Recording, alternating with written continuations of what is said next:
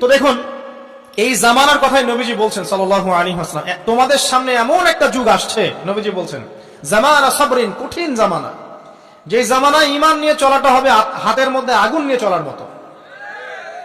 নবীজি বলছেন ওই সময়ে সাহাবী জিজ্ঞাসা করছেন, ইয়া রাসূলুল্লাহ, আমি ওই সময় কি করব? ওই সময় আমি কি করব? আমাকে কি পরামর্শ দিচ্ছেন? নবী সাল্লাল্লাহু আলাইহি ওয়াসাল্লাম বলছেন, হে আমর ইবনে আস, তুমি ওই সময় বাড়িতে অবস্থান করো, বাসায় থাকো, বিনা প্রয়োজনে বাড়ির বাইরে এসো না। ওই সময় তুমি নিজের পাপের জন্য আল্লাহর কাছে ক্রন্দন করতে থাকো, বিনা প্রয়োজনে বাড়ির থেকে বের হয়েও না। আর মানুষের সাথে এত বেশি মেলামেশা করো না, নিজে তোমার আমল, তোমার গুনাহ নিয়ে ব্যস্ত থাকো, তোমার পাপের জন্য আল্লাহর কাছে কান্নাকাটি করো, ইনশাআল্লাহ তুমি নাজাত পেয়ে যাবে। এটা একটা অপশন, মানে ফিতনাময় পরিবেশে আপনি কিভাবে বাঁচবেন, এটা একটা অপশন। আর একটা হাদিসে গিয়ে নবী সাল্লাল্লাহু আলাইহি ওয়াসাল্লাম বলছেন যে যখন এমন ফিতনাময় পরিবেশ আসবে, তখন যদি তোমরা এই আমর বিল মারুফ নাহি আনিল মুনকার, সৎ কাজের আদেশ, অসৎ কাজের নিষেধ, আমার সুন্নতের উপর অটল থাকতে পারো, তাহলে তোমরা 50 জন শহীদের নেকি পাবে। সাহাবায়ে কেরাম বলছেন, ইয়া রাসূলুল্লাহ, আমিনহুম আও মিন্না, তাদের মধ্যে 50 জন নাকি আমাদের মধ্যে 50 জন শহীদ? নবী করিম সাল্লাল্লাহু আলাইহি ওয়াসাল্লাম বলছেন, বাল মিনকুম, বরং তোমাদের মধ্যে 50 জন শহীদ। এটা অপশন নাম্বার 2। এক কি বললাম, আপনি নিজেকে নিয়ে ব্যস্ত থাকেন, বাসায় থাকেন, বিনা প্রয়োজনে বাড়ির থেকে বের হবেন না, মানুষের সাথে কম মেলামেশা করেন এবং নিজের পাপের জন্য আল্লাহর কাছে কান্নাকাটি করেন, নিজের আমল নামা নিয়ে ব্যস্ত থাকেন, ইনশাআল্লাহ নাজাত পাবেন। 2 নাম্বার, যদি আপনার কাছে আরো বেশি যোগ্যতা থাকে এবং আপনি আরো বেশি সাহসী হন এবং আপনি উম্মার, দেশের জনগণের কল্যাণ কামনা করেন, তাহলে অন্যদেরকেও এই ফিতনাময় পরিবেশে টিকে থাকার ফর্মুলা বলে দেন। এখানে সবর করেন, আমর বিল মারুফ নাহি আনিল মুনকারের কাজ করেন, আল্লাহ পাক আপনাকে ইনশাআল্লাহ 50 জন শহীদ সাহাবী নেকি দিবেন। আরো অপশন আছে। কি অপশন? ওই যে আসহাবুল কাহফ কি করেছিল, একটা ফিতনাময় পরিবেশ থেকে নিজেরা আস্তে করে সরে গিয়েছে। যখন আপনি পরিবেশকে পরিবর্তন করতে আর পাচ্ছেন না, দাওয়াত দিয়েও কোনো কাজ হচ্ছে না, মানুষ কথাও শুনছে না, জুলুম নির্যাতন বাড়তেই আছে, টিকে থাকা মুশকিল, তখন তাদের হিসাবের দায়িত্ব আল্লাহর উপর ছেড়ে দেন, আপনি ওখান থেকে ডিসকানেক্টেড হয়ে যান। এটা একটা অপশন। এই অপশন বেছে নিয়েছিল ইব্রাহিম আলাইহিস সালাম, তার বাবাকে বুঝিয়েছেন, কাজ হয়নি, চলে গেছেন। এই অপশন বেছে নিয়েছিল আসহাবুল কাহফ, সবাইকে বোঝাচ্ছে, কাজ হচ্ছে না, তার রাস্তায় করে চলে গিয়ে গুহার মধ্যে রাত কাটানো শুরু করেছে। এমনও হাদিস পড়েছি আমি যে ফিতনাময় পরিবেশে সবচেয়ে সৌভাগ্যবান হবে ওই শ্রেণীর মানুষ যারা দেখা যাবে যে পাহাড়ি কোনো এলাকায় বা দূরবর্তী কোনো জায়গায় বসবাস করছে, যেখানে বৃষ্টিপাত হয়, গরু, ছাগল, মেষ, বকরি এগুলো নিয়ে ওখানে চড়ায়, যখন আজানের সময় হয়, নামাজের ওয়াক্ত হয়, আজান দেয়, নামাজ পড়ে, দুনিয়ার ফিতনা থেকে এরা দূরে আছে, এরা সফল। এমনও হাদিস আছে।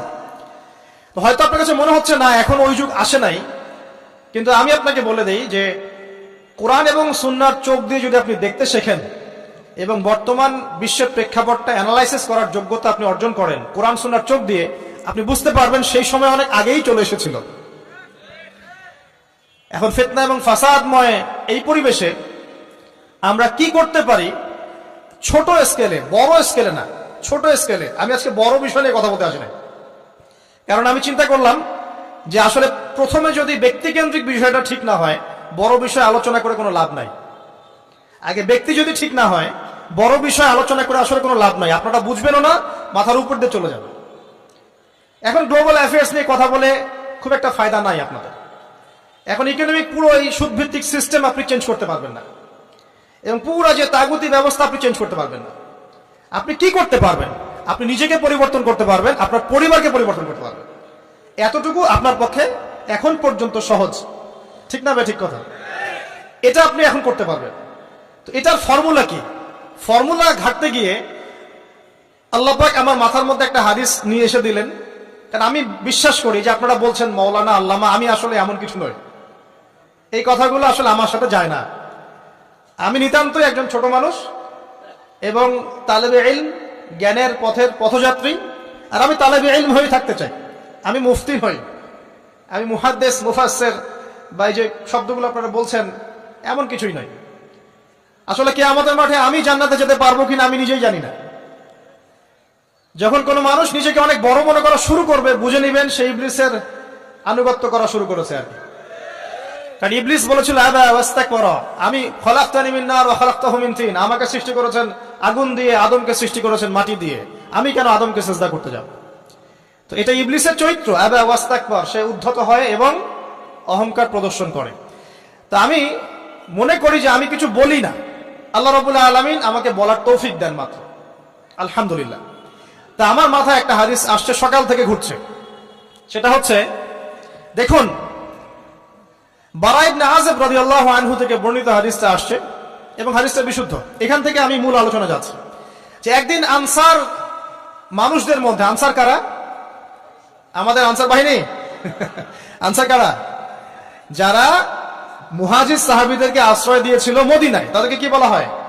আনসার। তাহলে শব্দটা সুন্দর না? তাহলে আমাদের বাহিনীর নামটাও সুন্দর, মাশাআল্লাহ। তো আনসার সাহাবীদের মধ্যে একজন ইন্তেকাল করেছেন, ইন্না লিল্লাহি ওয়া ইন্না ইলাইহি রাজিউন। এখন তাকে দাফন করা হচ্ছে, আর নবী সাল্লাল্লাহু আলাইহি ওয়াসাল্লাম কবরের পাশে চুপ করে বসে পড়লেন। আর বসা দেখা দেখি বাকি সাহাবীরাও তাকে ঘিরে গোল করে বসে পড়লেন। তারা বলছেন আমরা এমন ভাবে এখানে বসেছিলাম যেন আমাদের মাথার উপরে পাখি এসে বসতে পারে, চুপচাপ, কোনো নড়াচড়া নাই। দেখেন রাসূলের সাথে বসার সুন্নত, দেখেন কোরআন এবং হাদিসের মাহফিলে বসার কিন্তু সুন্নত আছে। এখানে বসে দুনিয়াবি এত গল্পগুজব করা যাবে না, এই মোবাইল টোবাইল হাবিজাবি নিয়ে এত ব্যস্ত থাকা যাবে না, দিলের কান দিয়ে শুনতে হবে, ঠিক আছে? আদব আছে, না হলে কথা আপনার উপর তাসির করবে না। তারা এমন ভাবে বসেছিলেন যেন মাথার উপরে পাখি বসতে পারে, সুবহানাল্লাহ। এবার নবী করিম সাল্লাল্লাহু আলাইহি ওয়াসাল্লাম বলছেন যে যখন মাইয়েতকে কবরে শোয়ানো হয় তখন সে তাকে দাফন করে যাওয়া ব্যক্তিদের হাঁটার খসখস আওয়াজ শুনতে পায়। এরপরে তাকে যখন শুইয়ে দেওয়া হয়, সে যদি মুমিন ব্যক্তি হয় তাহলে তার মাথার দিকে তার সালাত এসে দাঁড়িয়ে যায়।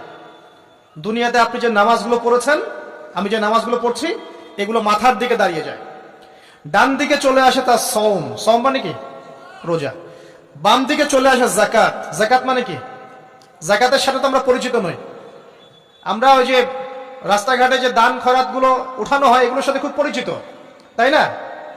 কত টাকা, কত পয়সা, কি কি গান করে আর টাকা কালেকশন করে না? অনেক সময় দেখা যায় রাস্তায় যাচ্ছি আমরা গাড়ি নিয়ে, পারলে গাড়ির সামনে এসে হুমড়ি খেয়ে পড়বে টাকা নেওয়ার জন্য। এইভাবে টাকা কালেকশন করতে কে শিখিয়েছে ইসলামে? আর আমরা অনেক সময় ছোট ছোট বাচ্চাদেরকে দিয়ে, মাদ্রাসার ছোট ছোট বাচ্চাদেরকে দিয়ে টাকা কালেকশন করাই। এটা ঠিক না। কেন ঠিক না জানেন? ছোটবেলা থেকেই ওর ব্যক্তিত্ব নষ্ট হচ্ছে। এই হাতটা উত্তম না এই হাতটা উত্তম? উপরের হাত উত্তম, নিচের হাত উত্তম? তো ছোটবেলা থেকে সে নিচের হাতে অভ্যস্ত হচ্ছে। দেখেন এত টাকা পয়সা কালেকশন করে আমাকে আরেকটা স্বতন্ত্র মসজিদ করতেই হবে জরুরি? খুবই জরুরি ছিল।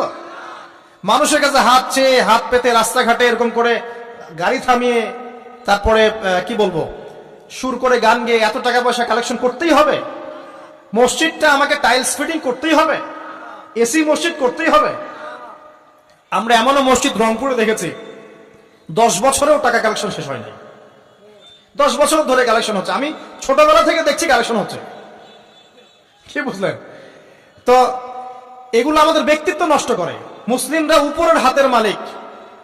সারা বিশ্ব আমরা একসময় চালিয়েছি। এই পশ্চিমা সভ্যতা আমাদেরকে কি শিখায়? সারা বিশ্ব আমরা চালিয়েছি। এই আপনার উমাইয়া খেলাফতের সময়ও কর্ডোভায় আব্দুর রহমানের যে শাসন ছিল, কর্ডোভায়, স্পেন, পর্তুগালি, পুরো জায়গাগুলো পশ্চিমা বিশ্বের, এগুলো মুসলিমরা শাসন করেছে প্রায় 500-600 বছর। ইতিহাস তো আমরা জানিও না, পড়িও না, ভুলে গেছে। ইতিহাস পড়তে হয়। হিস্ট্রি ঘাটলে দেখবেন রাসূল সাল্লাল্লাহু আলাইহি ওয়াসাল্লামের 23 বছরের নববী যুগ, স্বর্ণযুগ, তারপর আবু বকর সিদ্দিকের খেলাফত, তারপর উমর ইবনে খাত্তাবের খেলাফত। আবু বকর সিদ্দিকের 2 বছর বা 2.5 বছর, উমর রাদিয়াল্লাহু আনহুর প্রায় 10 বছর, তারপর উসমান রাদিয়াল্লাহু আনহুর 12 বছর, আলী রাদিয়াল্লাহু আনহুর প্রায় 2-2.5 বছর, তারপরে হাসান রাদিয়াল্লাহু আনহু 6 মাস। এরপরে উমাইয়া খেলাফত শুরু হলো মুয়াবিয়া রাদিয়াল্লাহু আনহুর হাতে, প্রায় 20 বছর। উমাইয়ারা শাসন করেছে প্রায় 90 থেকে 100 বছর। তারপর জাব নদীর যুদ্ধে উমাইয়া আব্বাসী ওরা একে অপরের সাথে যুদ্ধ করেছে, করে উমাইয়ারা পরাজিত হয়ে আব্বাসীরা ক্ষমতায় গিয়েছে। ক্ষমতায় গিয়ে তারা প্রায় শাসন করেছে প্রায় 550 বছর। এদিকে উমাইয়াদের মধ্যে যারা পরাজিত হয়েছে ওরা চলে গিয়ে কর্ডোভা, আন্দালুসিয়া ওইদিকে খেলাফত কায়েম করেছে।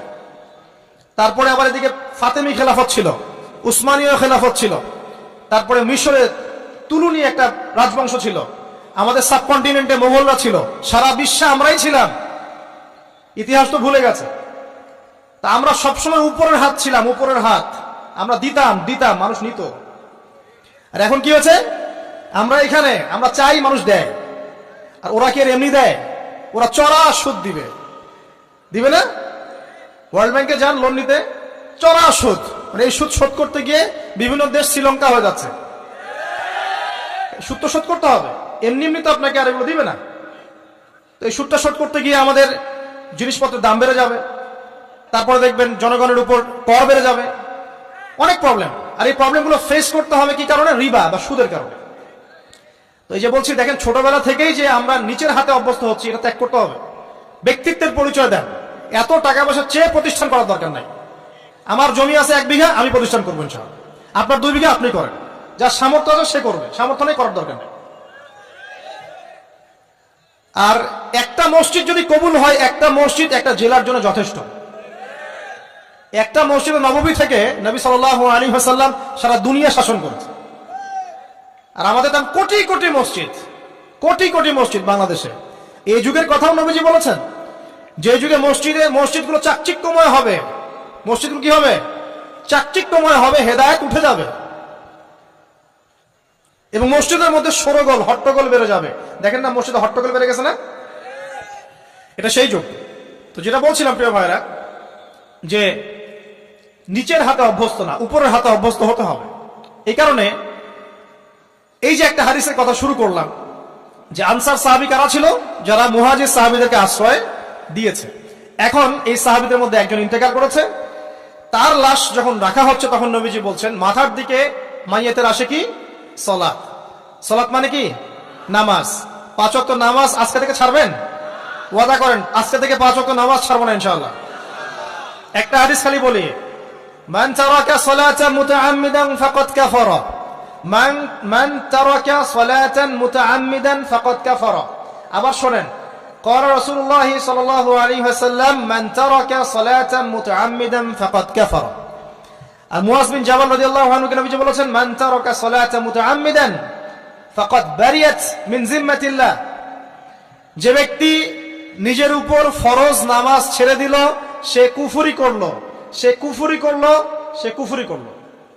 মুয়াজ বিন জাবালকে নবী সাল্লাল্লাহু আলাইহি ওয়াসাল্লাম বলছেন, যে ব্যক্তি ফরজ নামাজ ইচ্ছা করে ছেড়ে দিল, সে ব্যক্তি আল্লাহর জিম্মা থেকে মুক্ত হয়ে গেল। নামাজ ছাড়বেন প্রিয় ভাই, জামাতের সাথে ইনশাআল্লাহ। আল্লাহ আমাকে তৌফিক দেখ, আপনাদের সবাইকে তৌফিক দান করুন, আমিন। জামাত যদি না পান, একা পড়ে নেবেন, ঠিক আছে? যদি ঘুমিয়ে থাকেন, ঘুম থেকে উঠে পড়বেন। ভুলে গেছেন, যখন মনে হবে তখন পড়বেন। ওযু করার পানি নাই, কি করবেন? তায়াম্মুম করবেন। তায়াম্মুমেরও কিছু নাই, আপনার কোনো কাপড়ই নাই, সতর ঢাকার কোনো কাপড়ই নাই, কি করবেন? বসে বসে নামাজ পড়বেন ওই অবস্থাতে। এটা কোনো মাফ নাই, মানে আপনার ওযু করার কোনো পানি নাই, তায়াম্মুমের কিছুই নাই, কাপড়ও নাই সতরে, তখনও নগ্ন হয়ে বসেই নামাজ পড়তে হবে, মাফ নাই। যখন শোয়ানো হবে মাথা থেকে কি থাকবে? সালাত। তাহলে আমরা যারা ফরজ সালাত এখন আদায় করছি না, আজকে তওবা করেন, বলেন আস্তাগফিরুল্লাহ আল্লাযী লা ইলাহা ইল্লা হুয়াল হাইয়ুল কাইয়্যুম ওয়া আতুবু ইলাইহি। হে আল্লাহ, আমরা তওবা করছি, সারা জীবনে যত নামাজ পড়ি নাই, এই সমস্ত নামাজ না পড়ার পাপ থেকে তোমার কাছে তওবা করছি। ঠিক আছে? এটা আস্তাগফিরুল্লাহর অর্থ নয়, আমি বাংলায় বললাম। আর যদি নামাজ কাজা করে আদায় করে দিতে পারেন, আলহামদুলিল্লাহ, খুবই ভালো হয়। যদি নাও পারেন, তাও এখন থেকে আর কোনো নামাজ বাদ দিয়েন না, আর বেশি বেশি নফল নামাজ পড়ার চেষ্টা করেন। আল্লাহ পাক তৌফিক এনায়েত করুন। আসুন, তারপরে ডান দিকে কি? সাওম। সাওম মানে কি? রোজা। রমজান মাসে রোজা রাখি সবাই তো, মাশাআল্লাহ, আলহামদুলিল্লাহ। রমজান মাসে সাওম রাখার পাশাপাশি বেশি বেশি নফল সাওম রাখার ব্যাপারে অভ্যস্ত হওয়ার চেষ্টা করতে হবে। সবচেয়ে সেরা সাওমগুলো হচ্ছে মাসের 3 দিন, আইয়ামে বীজের সম, চাঁদের 13, 14 এবং 15 তারিখ। আর সপ্তাহে 2 দিন, সেটা হলো বৃহস্পতিবার এবং কি সোমবার। আল্লাহ পাক তৌফিক দান করুন, আমিন। এছাড়া আরাফার সম আছে, আশুরার সম আছে, ঠিক আছে, জিলহজ মাসের প্রথম 10 দিন রাখতে পারেন ইত্যাদি। এবার বাম দিকে কি যাকাত, যেটা বলছিলাম যাকাতের সাথে আমরা খুব একটা পরিচিত নই, অথচ যাকাত একটা ফরজ ইবাদত। কেউ যদি নামাজ এবং যাকাতের মধ্যে পার্থক্য করে সে ব্যক্তি কাফের হয়ে যাবে। কেউ যদি মনে করে নামাজ আমি মানি, যাকাত আমি মানি না, তাহলে কাফের হয়ে যাবে। নিসাব পরিমাণ সম্পদ হলে প্রত্যেক মুসলিমের উপর যাকাত ফরজ, ঠিক আছে। এবং এই যাকাতই হচ্ছে আপনার ইসলামিক অর্থনীতির মূল ভিত্তি। যাকাত ইসলামিক অর্থনীতির মূল ভিত্তি। কিভাবে জানেন? ব্যবসা এবং যাকাত এটা কি করে? এটা একটা মার্কেটের মধ্যে সম্পদ ঘুরতে থাকে।